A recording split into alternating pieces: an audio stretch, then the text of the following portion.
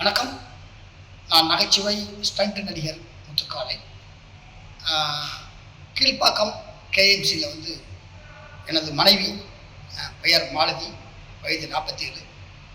தலையில் ஏற்பட்ட ஒரு இரத்த கசிவுனால் ஒரு ஆப்ரேஷனுக்காக சேர்த்தேன். ஆப்ரேஷன் முடிஞ்சு கிட்டத்தட்ட ஒரு 17 நாள் ஆச்சு. பட் அந்த மூலையில் உள்ள ஆப்ரேஷன் சரியானாலும் கூட அதனால் ஏற்பட்ட நுரையீரல் தொற்று, அந்த சின்ன சின்ன தொற்றுகள் என் மனைவி மூச்சு விட முடியாமல் சிரமப்படுத்துகிறது. அதனால் இந்த நேரத்தில் தமிழக முதலமைச்சர் திரு ஜோசப் விஜய் சார் அவர்கள் என்னுடைய மனைவியின் மேல் சிகிச்சைக்கு பரிந்துரை செய்து எனது மனைவியின் உயிரை காப்பாற்ற வேண்டும் என தாழ்மையுடன் கேட்டுக்கொள்கிறேன்.